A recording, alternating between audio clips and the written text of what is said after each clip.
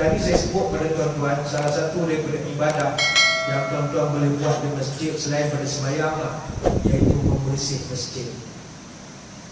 Ada satu riwayat, kata Abu Sa'id Al-Khudri radhiyallahu anhu, Nabi pernah sebut, man akhraja azan minal masjid banallahu lahu baitan fil jannah. Siapa yang mengeluarkan satu kotoran saja dari masjid, Allah akan buatkan untuk dia satu rumah dalam syurga. Ini hadis riwayat Ibnu Majah. Umumnya membersihkan masjid merupakan suatu ibadah yang sangat tinggi nilainya di dalam Islam. Sebab itu dalam satu hadis Nabi pernah sebut, anna Rasulullah sallallahu alaihi wasallam amara bil masajid an tubna fid duri wa an tutahhara wa tutayyab. Kata Aisyah, Nabi memerintahkan kami supaya bina masjid di kawasan yang ada penempatan orang, dan masjid itu hendaklah dibersihkan dan diwangikan. Hadis riwayat Ibnu Majah. Sebab itulah masjid, salah satu sunat dalam masjid adalah wangi. Ada setengah masjid tuan-tuan, kita masuk masjid, dia pasang bukhur Arab. Dia pakai yang arang asap, memang wangi ya. Tapi dia punya asap dah rupa kedai karaoke, dah rupa kedai snooker. Tak nampak Tok Imam menolak asap. Kena manalah kepala Tok Imam, kabus. Ada setengah orang dia tak tahan bau bukhur tu, dia tak tahan. Ada setengah orang perempuan tak suka bau minyak atar, kata bau Pakistan jual kapet, kata dia tak larat dia nak bau. Ada setengah orang suka, ada setengah orang dia cannot go lah. Dia pening kepala dia. Jadi pandai-pandai lah. Nak pasang bukhur ke, nak pasang ambipio ke, ada yang macam ni. Taruh banyak lah, pahala. Tuan-tuan sponsor lah sikit. Takkan AJK tu nak buat. Sponsor lah, beli ambipio, toko bateri, gantungkan di situ. Wangi orang sembahyang, Allahu Akbar. Oh, wanginya lah, dapat pahala kita. Ataupun tuan-tuan ada rezeki lebih, sponsor cuci kapet. Cuci kapet mahal tuan-tuan. Dia kira kaki sekarang ni. Saya pun tak tahulah sebab chemical dia yang mahal. Kapet ni kalau nak cuci, biasa orang buat nak masuk Ramadan lah, kita panggil orang cuci. Saya ingat kalau besar masjid ni tak sampai 10,000 lah, tapi ribu-riban lah. Ribu-riban lah dua harganya. Biasa kita buat penyimpan derma ataupun minta duit majlis agama. Memang kos tinggi sebab nak sedut kotoran ni, dia ada alat dia. Dia tak boleh pakai vacuum, ada chemical dia. Kami kalau setiap kali cuci kapet masjid, jemaah suka datang tengok. Nak tengok apa hasil korang setahun punya korang. Duduk sujud, inilah rupa dalam satu tong tu dia sedut semua. Hitam air. Kata ustaz, hitam air, inilah dosa-dosa korang.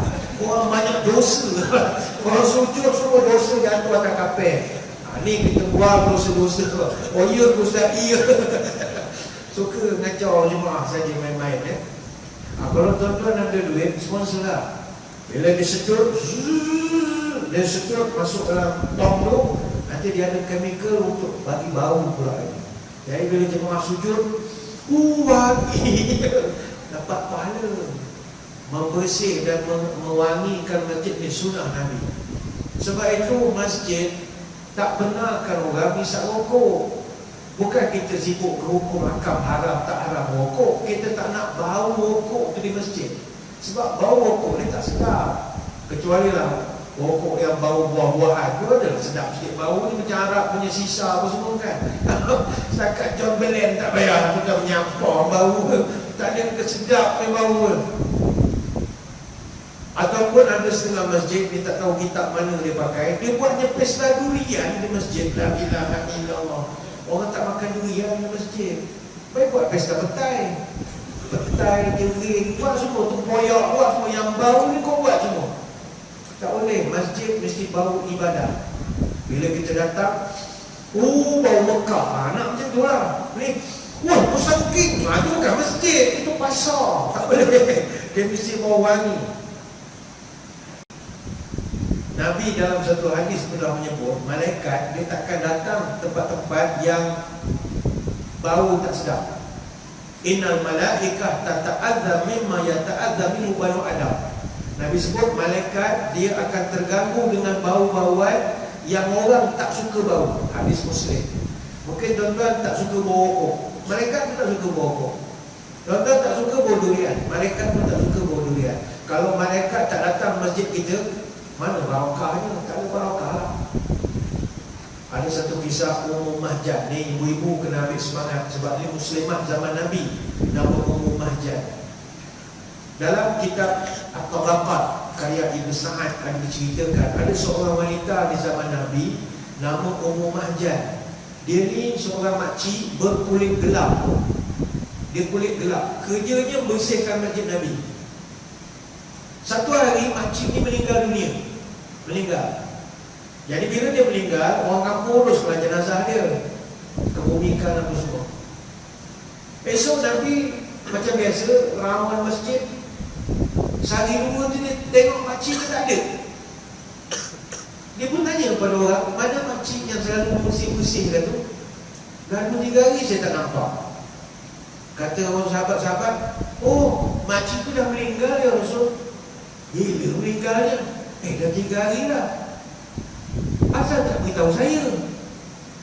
Nak beritahu buat apa? Lah, dia kan kerja dengan masjid kita. Alah, cleaner je yang nak cerita bukannya JK ke Biro Muslimat lah. Cleaner je pun. Cleaner tak cleaner lah. Macam mana kau tak beritahu aku? Mana kubur dia? Orang pun cari bawa. Nabi pun pergi ke kubur dia. Dan ketika sampai di kubur dia, Nabi menangis. Kata Nabi, inna hadhil kubur mamlu'atan zulmatan ala ahliha wa inna Allah yunawwiruha lahum bisolati alaihim. Kubur ini kubur kegelapan, tapi aku doakan untuk orang dalam kubur ini dapat syafaat daripada aku. Kenapa Nabi bersungguh untuk mendoakan makcik ini? Sebab makcik ini kerjanya membersihkan masjid. Sebab itu ibu-ibu, tuan-tuan yang ada masa, terutama yang dah bersara, dah pencen, tuan-tuan tak ada kerja, banyak masa lapang. Kerja ada tapi masa lapang banyak. Marilah bantu di masjid, terutama nak membersihkan. Dia orang pencen, orang bersara ni macam-macam. Dia pun kerenahnya kadang kalau di masjid, dia bukan cerita sini, cerita tempat lain. Dia kalau dia dah tak bekerja ni, dalam bersara ni 2 martabat. Pertama, dia akan cari kerja. Yang kedua, dia mengacau kerja orang. Dia antara dua tu lah, mana satu tak tahu lah. Mengacau je kerja kita. Masa dia ada kerja dulu, dia tak sibuk kan. Masa tanda tangan dia laku, dia tak buat apa-apa. Dah pencen baru sibuk fikir umat, fikir Islam, fikir jihad. Masa saya laku, kau tak nak tolong orang masjid. Ni bukan cerita sini, cerita tempat lain. Cerita tempat lain. Jadi masa lapang banyak, jom kita bantu bersihkan masjid. Saya kongsikan sama tuan satu cerita. Cerita ni disampaikan kepada saya oleh Datuk Syarhan Syafini, Ustaz Syarhan yang pandai ubat-ubat. Dia sahabat lah, dia junior saya belajar, dia Mesir. Ni cerita daripada dia. Dia kata, dia panggil saya Bear. Bear ni bukan beruang, abang. Bear. Sebab dia orang Kelantan, panggil saya Bear lah. Bear, kenapa Bear? Kalau tuan-tuan terkejut, dia panggil Ustaz beruang kan? Bear tu abang, Bear. Bear, dia kata. Dia pernah sekali masa, ni cerita almarhum Tuan Nik Aziz. Lepas Nik Aziz masih hidup lagi. Jadi Ustaz Syarhan ni balik Kelantan.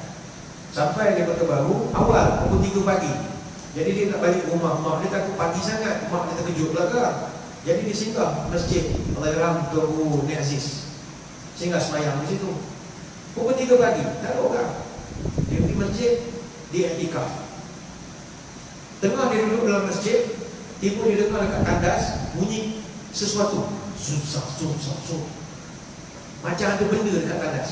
Kalau tuan-tuan lah pukul 3.30, pukul 4 pagi, tandas masjid ada bunyi, saya ingat tuan-tuan lari lah. Macam-macam jin terbayang depan kita ni. Tapi Ustaz Syarhan kan, dia ngomong hantu, menangkap hantu. Dia menangkap hantu simpan poket, tuan-tuan sampai jalan dah. Oh, hantu. Memang dia sahabat baik saya. Dia junior, dia memang ilmu tinggi. Jadi dia dengar murid kat orang, dia pergi tengok. Berani. Dia kata, Ben, kau yang pergi tengok, dia kata. Kau yang pergi tengok, rupanya Tok Nik Aziz. Dia tengok cuci jambat. Pakai berus sabun. Cuci tangan. Sampai Ustaz Syarhan tegur. Mana, Tok Guru? Cuci jambat kau? Tok Nik Aziz kata, oh, cuci jambat? Pukul 3.30 pagi. Habis tu dia tanya, kenapa Tuan Guru cuci jamban tengah malam, apa hal? Hamba nak tunjuk pada Allah, ni Aziz, Menteri Besar Terengganu, Menteri Besar Kelantan, kerja cuci jamban. Nak buang sifat sombong. Sombong tak apa, dia Tuan Guru mana ada sombong. Dia kata saya ni, hamba ni bukan sekadar Menteri Besar. Menteri Besar di Malaysia ramai, tapi saya ni bukan sekadar Menteri Besar, saya ni Tok Guru. Orang datang salam dengan saya, salam cium tangan sampai siku pun. Dia kalau pergi ceramah minum air, kalau tak habis terkejut jemaah nak ambil berkat daripada dia. Dia kata kalau saya tak jaga hati saya, boleh jadi sombong, boleh jadi takbur. Tengok aku ramai penyokong, ramai anak murid, ramai peminat. Sedangkan saya ni hamba Allah. Jadi cara saya nak ulurkan saya punya ego, saya cuci jamban. Ya Allah, ini Datuk Seri Menteri Besar, di sisimu hanya cuci jamban. Dan dia nak cuci diri dia. Jadi kalau tuan-tuan di sini pangkat besar, duit banyak, rasa sombong, ramai follower, nak buang sifat sombong, pergi cuci jamban. Nanti beritahu orang yang JK masjid, kucing, tanda letak situ. Pukul 3:30 aku pergi sambil cuci. Takut baru cuci bunyi gelebu terus lari. Banyak hantu tak berani katanya. Sebenarnya banyak saya nak terangkan, tapi saya kira sekadar itulah sembang-sembang kita pada malam ini. Berkenaan kita nak memasyarakatkan masjid dan memasjidkan masyarakat. Percayalah tuan-tuan, kalau kita semua di sini ada semangat cinta pada masjid, nak datang masjid, maka itulah kejayaan kita berjaya memasjidkan masyarakat. Cuma tinggal sekarang bagaimanakah pula peranan masjid-masjid untuk menyediakan prasarana masjid terbaik bagi kita nak menampung kedatangan jemaah yang ramai nanti insya-Allah. Sekali itu sembang-sembang pada malam ini, saya mengucapkan ribuan terima kasih di atas undangan. Mohon maaf sebarang kekurangan. Moga-moga kita dapat bertemu pada lain-lain kesempatan. Sebelum kita berpisah, marilah kita berhadap tangan berdoa. Moga majlis kita sama-sama diberkati oleh Ilahi. A'udzubillahi minasyaitonirrajim. Bismillahirrahmanirrahim. Allahumma inna nas'aluka al-'afiyah fid dunya wal akhirah wa na'udzu bikalimatillahi tammati min syarri ma khalaq. Allahumma tawwil umurana wa sahih ajsadana wa nawwir qulubana wa tsabbit imanana wa ahsin a'malana wa wasi' arzaqana wa ila al-khairi qaribna wa 'anil syarri ab'idna wa qdi hawaijana fid din wad dunya wal akhirah innaka 'ala kulli syai'in qadir. Ya Allah, panjangkanlah umur kami, sihatkanlah tubuh badan kami, terangkanlah hati kami, tetapkanlah iman kami, elokkanlah amalan kami, luaskanlah rezeki kami, dekatkanlah kami dengan kebaikan, jauhkanlah kami dari kejahatan. Kabulkanlah segala doa kami sama ada dalam urusan agama, dunia ataupun akhirat. Subhanakallahumma wa bihamdika nashhadu an la ilaha illa anta nastaghfiruka wa natubu ilaik. Wassallallahu ala sayyidina Muhammadin wa ala alihi wa sahbihi wa baraka wa sallam. Alhamdulillahi rabbil alamin. Assalamualaikum warahmatullahi wabarakatuh. Wallahu